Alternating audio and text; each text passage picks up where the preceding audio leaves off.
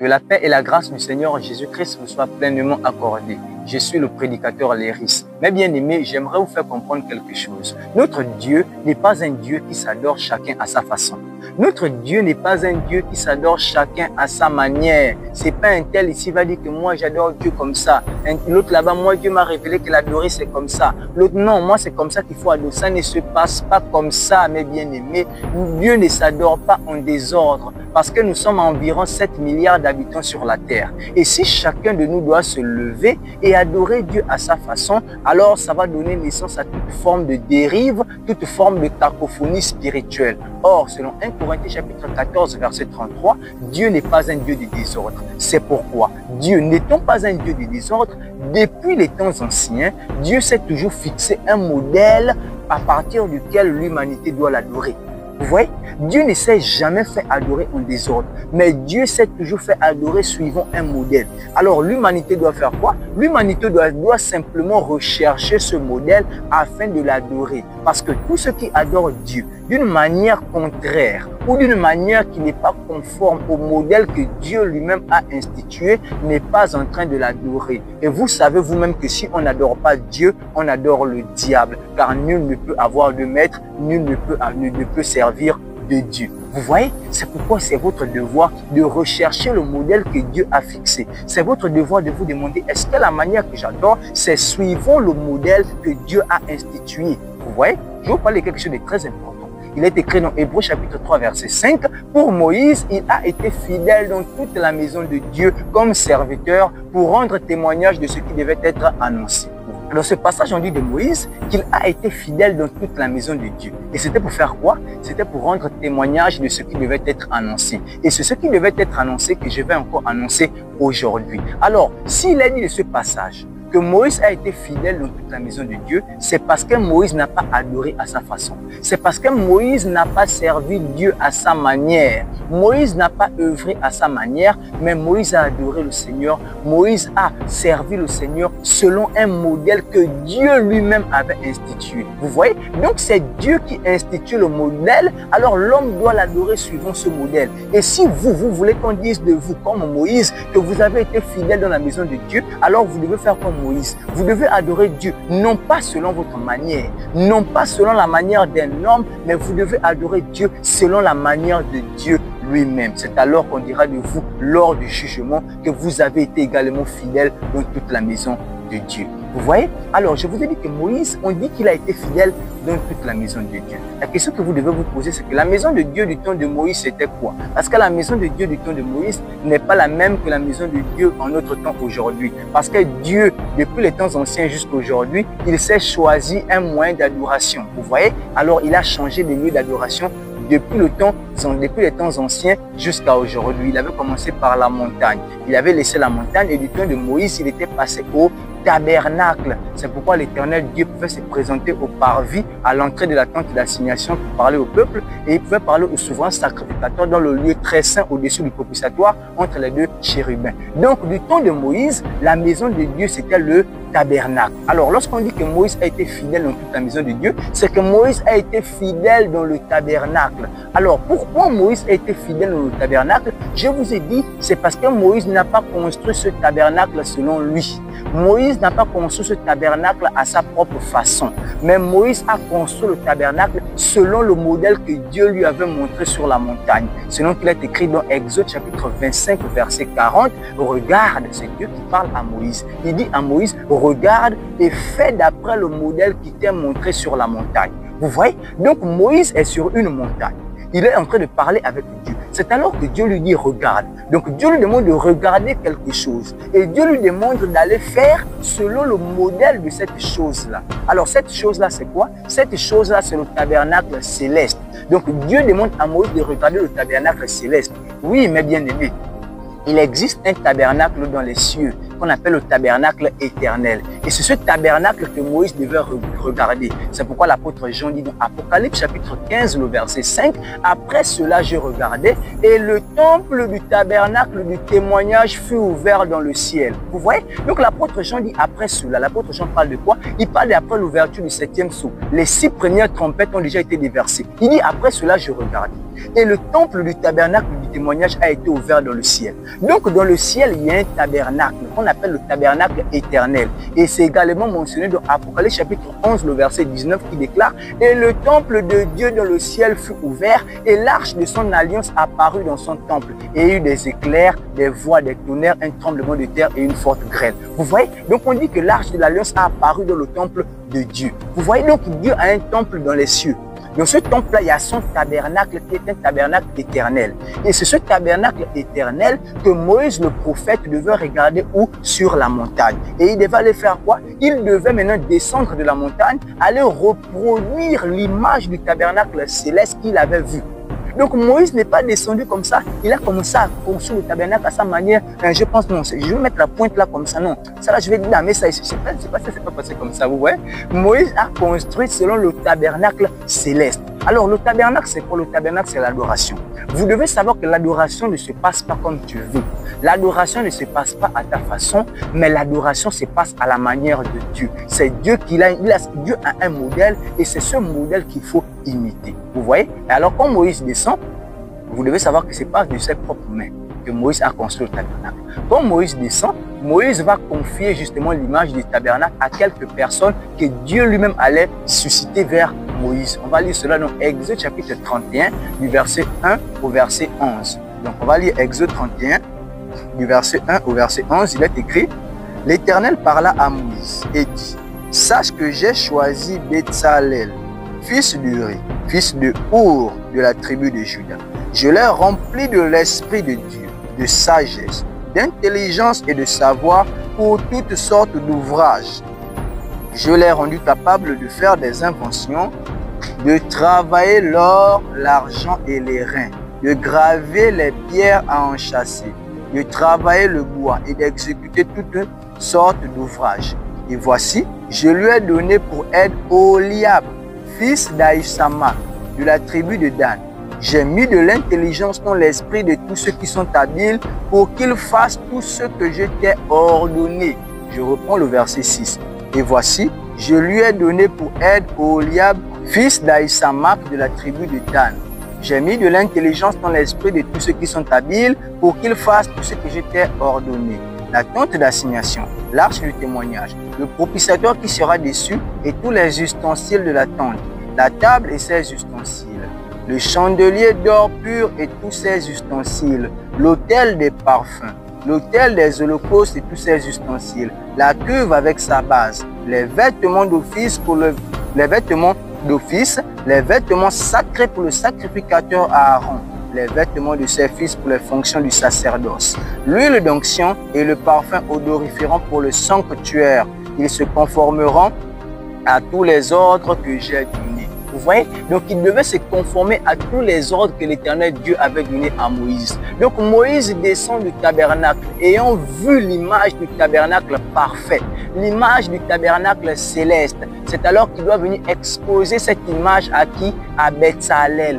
Betsalel qui avait pour aide Oliab, qui devait eux construire ce tabernacle-là, ainsi que tous ceux qui avaient en eux un esprit supérieur, afin de reproduire les éléments du tabernacle, que ce soit le chandelier d'or et ses ustensiles, la table et ses ustensiles, l'autel des holocaustes, l'autel des parfums, la cuve avec sa base, le parvis, les vêtements pour le sacrificateur Aaron, les vêtements pour ses fils. Il devait reproduire tous ces éléments du sanctuaire, tous ces éléments du tabernacle-là.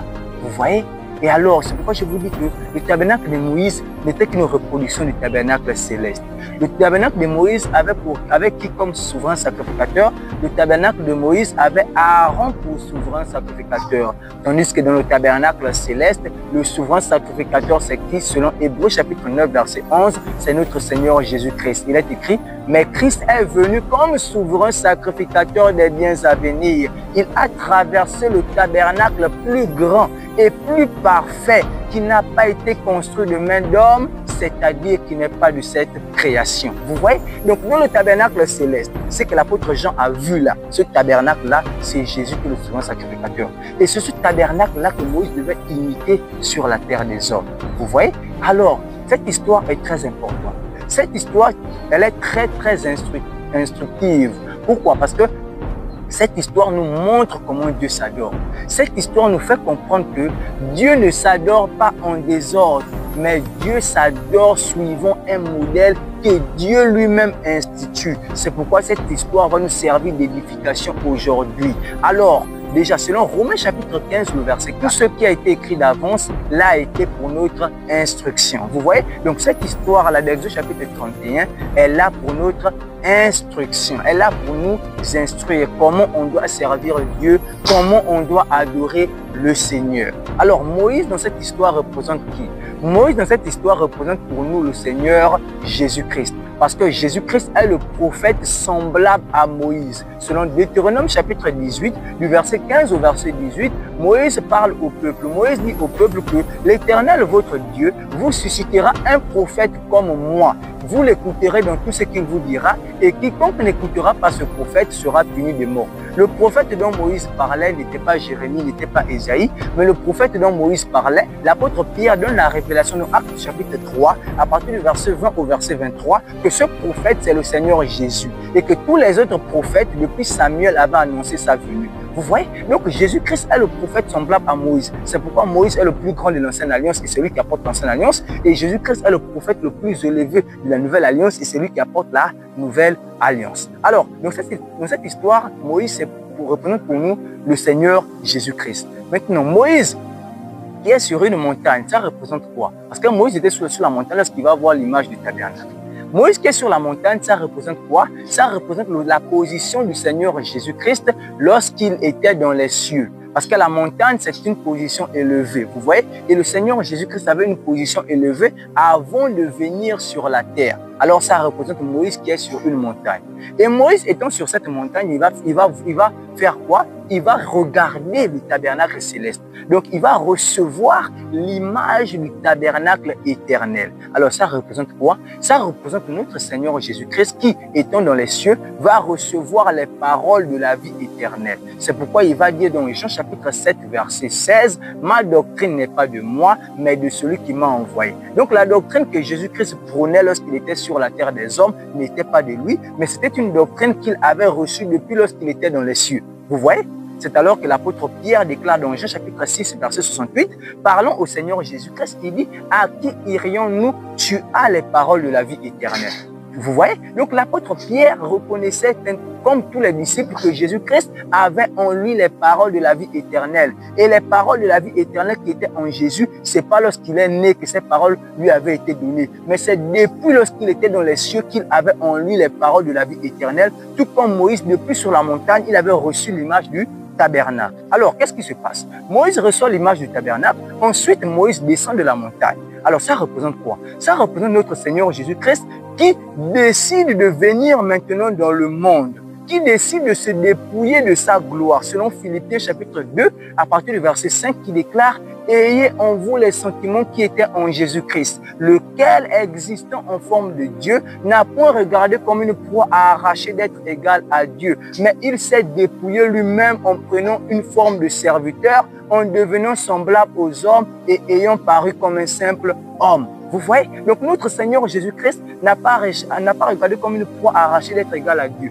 mais il s'est dépouillé lui-même et il a pris une forme de serviteur. Il est venu, il s'est rendu semblable aux hommes. Donc il est venu sur la terre. Il a quitté sa montagne, il est descendu nous trouver sur la terre des hommes. Vous voyez? C'est Moïse qui descend de la montagne ayant reçu l'image du tabernacle. Alors, quand Moïse descend de la montagne, qu'est-ce qu'il fait?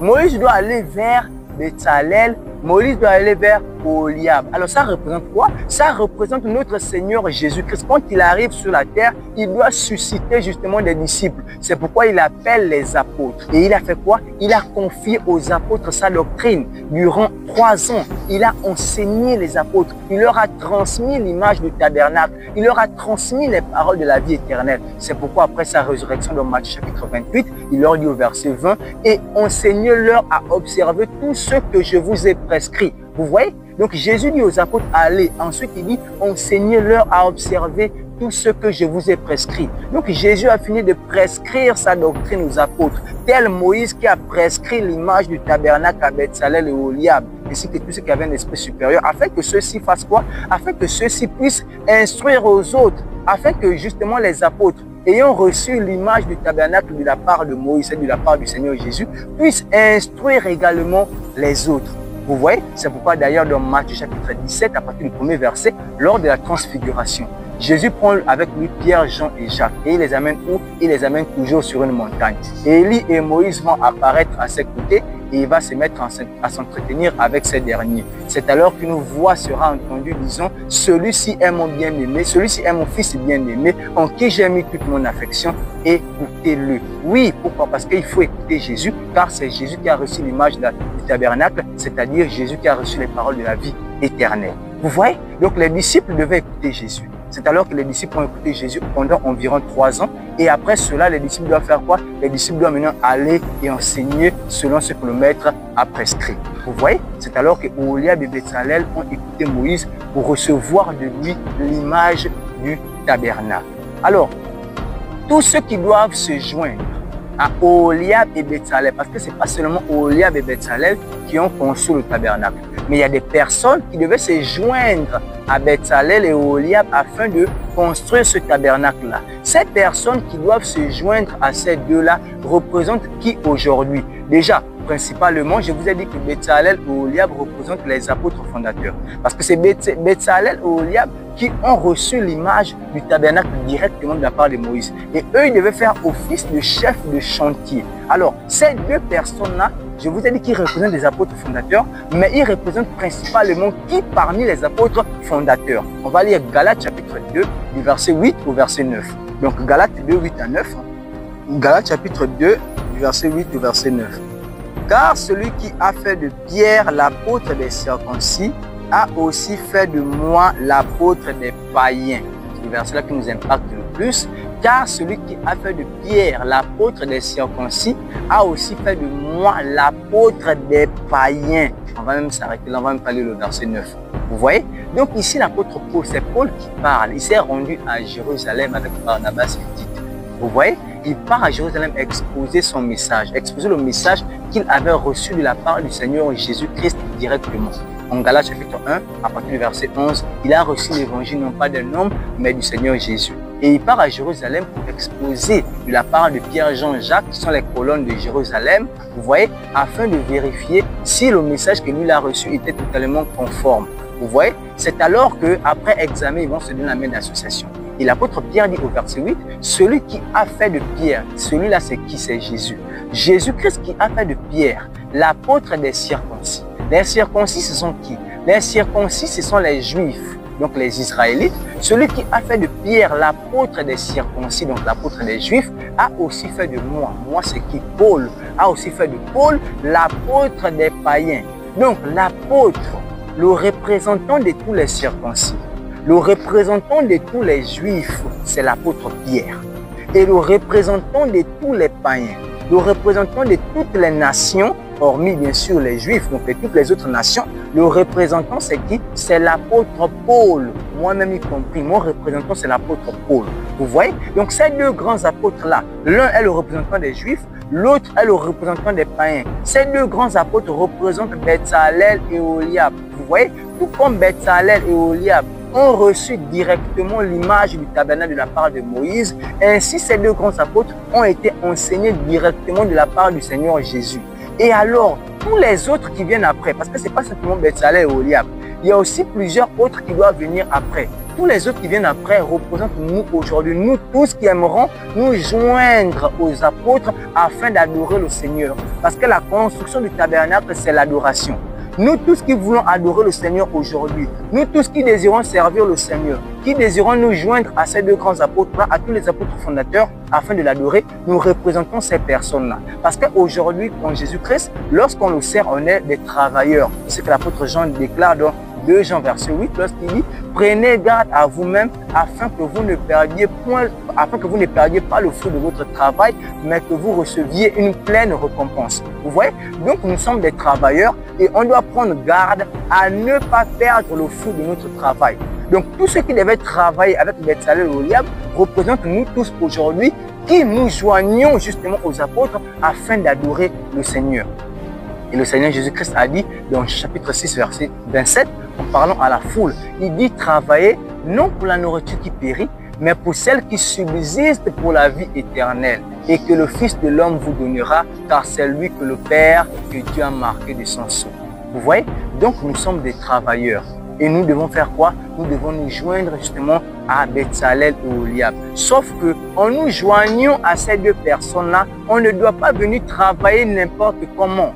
Toutes les personnes qui se sont justement, qui ont rejoint justement Betsalel et Oholiab dans le travail, ces personnes-là ne sont pas venues travailler chacun à sa façon. Non, lorsque tu viens te joindre à ces deux personnes-là, c'est afin de travailler correctement selon les instructions que ces deux-là devaient leur donner. Vous voyez? Donc ces deux-là faisaient office de chef de chantier, de superviseurs. Ils devaient superviser le travail en l'absence de Moïse. Ainsi, tous ceux qui déclarent adorer le Seigneur, tous ceux qui déclarent servir le Seigneur, vous ne pouvez pas le servir à votre manière, mais vous devez le servir selon les prescriptions, selon les instructions de nos pères les apôtres. Vous voyez, c'est pourquoi l'apôtre Paul déclare en 2 Thessaloniciens chapitre 2 verset 15 de retenir les instructions que nous vous avons données, soit par nos paroles, soit par nos lettres. Vous voyez, donc on doit retenir les instructions des apôtres. Si quelqu'un ne les écoute pas, mais il n'est pas en train d'écouter Jésus. Tout comme si quelqu'un n'écoutait pas Betsalel et Oholiab, mais n'écoutait pas Moïse. Vous voyez, c'est pourquoi Jésus-Christ avait dit dans Luc chapitre 10, verset 16, « Celui qui vous écoute m'écoute, celui qui vous rejette me rejette, et celui qui me rejette rejette celui qui m'a envoyé. » Donc il faut écouter les apôtres pour écouter le Seigneur Jésus. Ainsi donc aujourd'hui, tous ceux qui adorent d'une manière contraire ou d'une manière qui n'est pas conforme à ce que les apôtres ont fait, à ce que les apôtres ont enseigné, à ce que les apôtres ont dit dans leurs lettres, toutes ces personnes-là ne sont pas en train d'adorer Jésus, mais sont en train d'adorer quelqu'un d'autre que vous connaissez qui est le diable. Vous voyez? Donc c'est pourquoi on doit imiter nos pères les apôtres. On doit imiter les apôtres fondateurs. On doit être imitateur de Paul, imitateur de Pierre, imitateur de tous les apôtres fondateurs afin d'imiter Jésus-Christ. Vous voyez, c'est alors que Paul déclare dans Philippiens chapitre 3 verset 17, « Soyez mes imitateurs frères et portez les regards sur ceux qui marchent selon le modèle que vous avez en nous. » Vous voyez? Donc Pierre, l'apôtre Paul demande à l'église de Philippe de porter les regards sur lui, d'être ses imitateurs. Non pas simplement lui, mais également imitateur de tous ceux qui marchent selon le modèle que nous avons en lui. Donc être imitateur de qui? Imitateur de Pierre, imitateur de Jean, imitateur de Jacques et imitateur de tous ceux qui ont le même modèle que l'apôtre Paul. Vous voyez? C'est pourquoi Paul dit à Timothée, dans 2 Timothée 1, verset 13, « Retiens dans la foi et dans la charité qui est en Jésus-Christ le modèle des saines paroles que tu as reçues de moi. » Vous voyez? Donc on doit retenir dans la foi et dans la charité qui est en Jésus le modèle des paroles qu'on a reçues de Pierre, le modèle des paroles qu'on a reçues de Paul, le modèle des paroles qu'on a reçues de nos pères, les apôtres fondateurs. Parce que si on ne marche pas conformément à ce modèle, mais on n'est pas en train d'adorer le Seigneur. Je vous ai dit, Dieu ne s'adore pas en désordre. Moïse n'a pas adoré Dieu en désordre. Betsalel et Oholiab n'ont pas servi Dieu en désordre. Tous ceux qui se sont joints à eux n'ont pas servi Dieu en désordre, mais ils ont servi Dieu selon ses propres ordres, selon ses propres critères et ses propres ordonnances. Alors aujourd'hui, on n'adore pas Dieu à sa manière. On n'adore pas Dieu comme on veut. On ne cloue pas la pointe comme tu veux. C'est pourquoi l'apôtre Paul déclare dans Éphésiens chapitre 2, verset 20, « Vous avez été édifiés sous le fondement des apôtres et des prophètes, Jésus-Christ lui-même étant la pierre angulaire. » Donc nous devons être édifiés sous le fondement des apôtres et des prophètes, tout comme tous ceux qui avaient un esprit supérieur devaient être édifiés sous le fondement de Betsalel et Oholiab qui avait Moïse pour pierre angulaire. Vous voyez? Donc aujourd'hui, on doit imiter les apôtres. On doit être édifié sur eux parce que c'est ce fondement-là qui a Jésus-Christ comme pierre angulaire. Vous voyez? Et Paul déclare également dans 1 Corinthiens chapitre 3, à partir du verset 10, « Selon la grâce de Dieu qui m'a été donnée, j'ai posé le fondement comme un sage architecte. » C'est l'apôtre Paul qui parle. Il dit, il a posé le fondement comme un sage architecte et un autre bâtit dessus. Mais que chacun prenne garde à la manière dont il bâtit dessus, car personne ne peut poser un autre fondement que celui qui a été posé, savoir Jésus-Christ. Vous voyez? Paul, lui, il a posé le fondement comme un sage architecte. Il y a un autre qui doit bâtir dessus. Sauf que chacun doit prendre garde à la manière dont il bâtit dessus. Alors, si on parle de prendre garde, c'est parce qu'il y a des gens toujours qui vont chercher à venir falsifier le fondement. C'est parce qu'il y a des gens toujours qui vont chercher à vouloir déplacer ou encore qui vont chercher à vouloir poser un autre fondement. C'est pourquoi on parle de prendre garde. C'est la même chose que l'apôtre Jean nous a dit dans 2 Jean verset 8. Prenez garde à vous-même afin que vous ne perdiez pas le fruit de votre travail. Si les apôtres nous ont mis en garde, c'est parce qu'il y a des individus qui vont se lever et qui vont vouloir vous entraîner ou encore qui vont vouloir poser un autre fondement. Vous voyez? Or, du temps de Moïse, tous ceux qui avaient un esprit supérieur devaient faire quoi? Devaient prendre garde à eux-mêmes afin de suivre automatiquement et impérativement les instructions de Betsalel et Oliab. Donc, on doit prendre garde à nous-mêmes, nous bien-aimés. On doit prendre garde à notre adoration. On doit prendre garde à notre foi. Est-ce que cette foi-là, elle est bien bâtie? Elle est bien justement conforme à l'adoration du Seigneur Jésus? Est-ce qu'elle est conforme au fondement qui a été posé par l'apôtre Paul? Est-ce que c'est conforme? Donc, il dit car personne ne peut poser un autre fondement que celui qui a été posé, savoir Jésus-Christ. Donc, personne ne peut poser un autre fondement que celui qui a été posé. Donc, il n'y a pas un autre fondement que celui qui a été posé. Le vrai fondement, c'est celui qui a été posé. Dieu n'a pas deux fondements. Dieu n'a qu'un seul fondement. C'est le fondement qui a été posé par les apôtres. Tous ceux qui sont sur un autre fondement ne sont pas sur le fondement du Seigneur parce que le Seigneur n'a pas deux fondements. Le Seigneur n'a qu'un seul fondement. Après cela, est-ce que vous savez que Moïse doit revenir pour vérifier si c'est conforme? Oui, Moïse doit revenir. Moïse, quand il les a laissés, il n'est pas parti. Il a dit, en tout cas, faites comme vous voulez. En tout cas, je vais revenir. En tout cas, ça, ce sera déjà bon. Non. Moïse, plus tard, Moïse lui-même va revenir examiner pour voir si c'est véritablement, pour voir si c'est vraiment ça, pour voir si c'est vraiment conforme. Moïse revient pour examiner. Et on va lire cela dans Exode 39, verset 43. Il est écrit, Moïse examina tout le travail et voici, il l'avait fait comme l'Éternel l'avait ordonné. Il l'avait fait ainsi et Moïse les bénit. Je reprends. Moïse examina tout le travail. Donc Moïse présente l'image du tabernacle à Betsalel et Oliab et il leur demande justement de se choisir tout ce qu'un esprit supérieur capable de représenter les ustensiles du tabernacle. Et il les laisse travailler. C'est alors que plus tard, après leur travail, Moïse revient pour faire l'examen. On dit il examina tout le travail et voici, il l'avait fait comme l'Éternel l'avait ordonné. Moïse a dit ouais, super, c'était très bien fait comme l'Éternel a ordonné. On dit quoi par la suite? Il l'avait fait ainsi et Moïse les bénit. Vous voyez? Et ensuite Moïse va bénir le peuple. Alors, vous devez savoir, mes bien-aimés, que Moïse revient. Notre Seigneur Jésus-Christ revient pour examiner notre travail.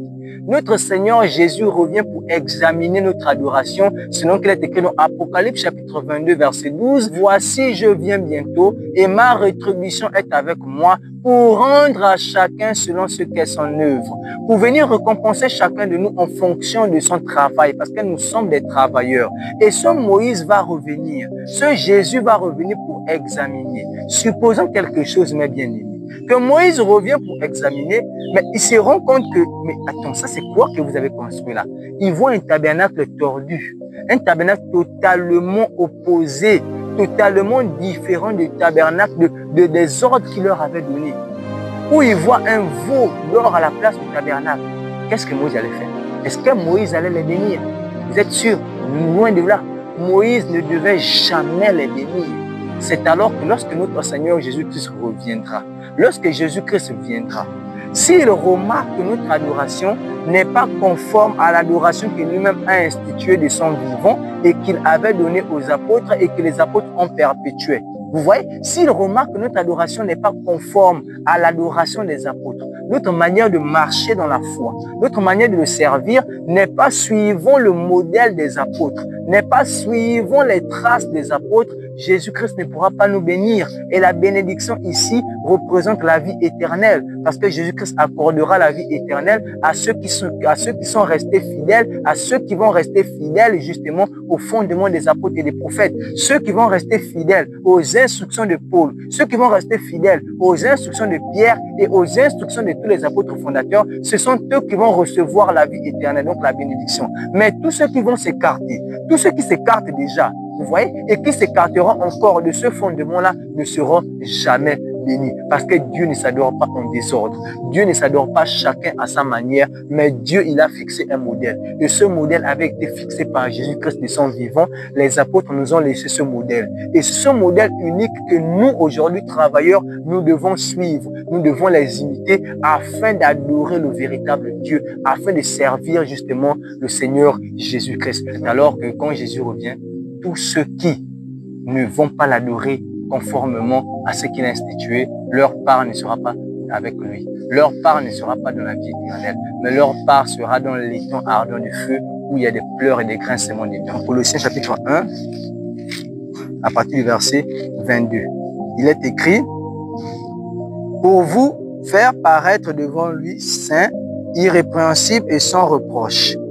Donc, on doit paraître devant le Seigneur. Il parle de l'Église. L'Église doit paraître devant le Seigneur saint, irrépréhensible et sans reproche. Écoutez ce qu'il dit au verset 23 de Colossiens chapitre 1. Si du moins vous demeurez fondés et inébranlables dans la foi, sans vous détourner de l'espérance de l'évangile que vous avez entendu, qui a été prêché à toute créature sous le ciel, dont moi, Paul, j'ai été fait ministre. Vous voyez? Donc, Paul dit l'Église doit paraître irrépréhensible, saine, sans tâche devant le Seigneur, mais à une condition: si et seulement si on ne se détourne pas de l'espérance de la vie éternelle, on ne se détourne pas de l'espérance de l'évangile, cet évangile qui a été annoncé à toute créature, dont l'apôtre Paul a été fait ministre. Vous voyez? Donc, on va paraître devant le Seigneur sans reproche, si et seulement si on reste inébranlable, si et seulement si on ne se détourne pas de l'évangile que l'apôtre Paul nous a enseigné. Parce que c'est l'apôtre Paul qui a été fait ministre de cet évangile-là. Vous voyez? Donc, afin de parvenir, afin de paraître irrépréhensible devant le Seigneur, il faut rester inébranlable. Il faut rester ferme face à cet évangile, mes bien-aimés. Il faut rester sans reproche. Il ne faut pas vous détourner de ce message. Mais tous ceux qui se sont détournés, tous ceux qui se sont écartés du message des apôtres ne vont jamais paraître sans reproche devant le Seigneur, mais ils seront reprochables au plus haut point, et leur part sera dans l'étang ardent de feu où il y a des pleurs et des grincements des dents. Que la paix et la grâce du Seigneur Jésus-Christ vous soient pleinement accordées.